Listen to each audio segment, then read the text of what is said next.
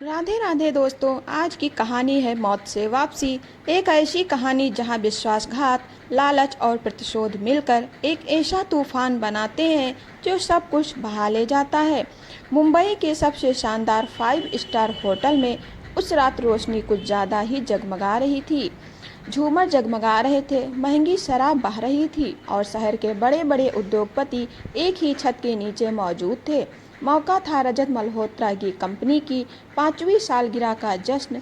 रजत stage पर खड़ा था, चेहरे पर घमंड और जीत की मुस्कान।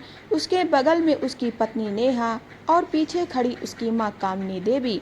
उन्हें क्या पता था आज की रात उनकी जिंदगी का सबसे बड़ा तूफान लेकर आने वाली है। तभी होटल के बाहर एक काली लंबी लग्जरी कार आकर रुकी। दरवाजा खुला और बाहर उतरी एक महिला। रेशमी साड़ी, हीरों से जड़ा हार, आंखों में ठंडा विश्वास, जैसे वो यहाँ मेहमान नहीं मालिक बनकर आई हो। जैसे ही उसने अपना चेहरा ऊपर उठाया, रजत के पैरों तले जमीन खिसक गई। नेहा के हाथ से गिलास गिरकर चकनाचूर हो गया। कामनी देवी की सांस अटक गई, क्योंकि वो महिला कोई और नहीं, सुमित्रा देवी थी। लेकिन ये कैसे हो सकता है? उसे तो 5 साल पहले मार दिया गया था। खुद उसके बेटे ने पूरा हाल सन्नाटे में डूब गया। सुमित्रा देवी धीरे धीरे अंदर बढ़ी, हर कदम के साथ जैसे अतीत की परतें खुल रही थी। उनके साथ खड़ा था शहर का सबसे बड़ा नाम, सूर्यकांत सिंघानिया। उन्होंने सबके सामने मुस्कुराकर कहा, मिलिए मेरी पत्नी से। रजत की आंखों के सामने अंधेरा छाने लगा और उसका दिमाग उसे 5 साल पीछे खींच ले गया। वो रात, तेज बारिश, अंधेरा और एक साजिश। बीमार सुमित्रा देवी बिस्तर पर थी। नेहा ने प्यार से दूध का गिलास उनके हाथ में दिया, लेकिन उस दूध में जहर घुला हुआ था। कुछ ही देर में उनका शरीर जवाब देने लगा। तभी रजत और कामनी ने उन्हें घसीटकर मार डाला और शहर के बाहर एक गंदे बदबूदार नाले में फेंक दिया।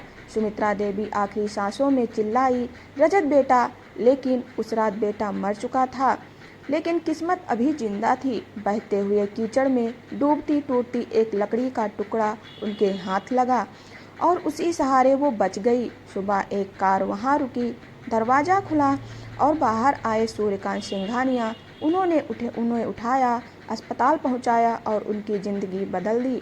अब आप कमज़ोर नहीं, शक्ति बनेंगी, सिंघानिया ने कहा था।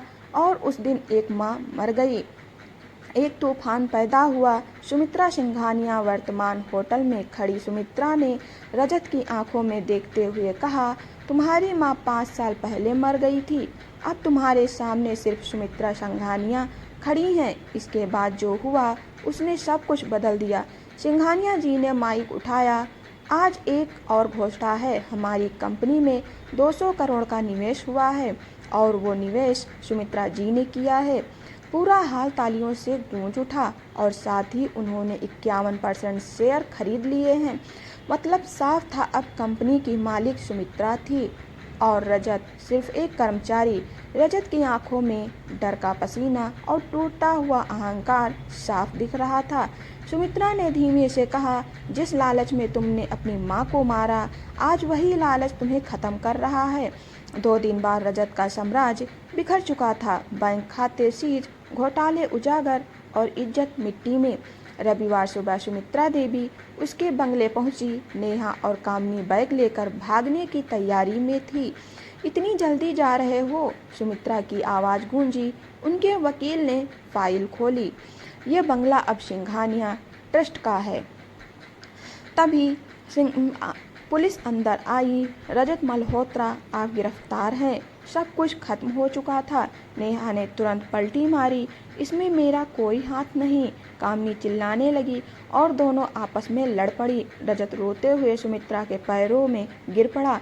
माँ, माफ़ कर दो। सुमित्रा कुछ पल उसे देखती रही, फिर बोली, मेरा बेटा उसी दिन मर गया था जब उसने मुझे नाले में फेंका था। पुलिस उसे घसीट कर ले गई। कमरे चमक रहे थे। कल का राजा आज अपराधी बन चुका था। सन्नाटा, शांति और एक अधूरी सांस का अंत की। सुमित्रा ने आसमान की तरफ देखा, फिर धीरे से आंखें बंद की। अब न्याय पूरा हुआ। सिंघानिया जी ने उनके कंधे पर हाथ रखा और पहली बार उनके चेहरे पर सुकून था। अन्याय कितना भी गहरा क्यों ना हो, वक्त उसे सतह पर लाकर खड़ा कर देता है और जब सच लौटता है तो उसे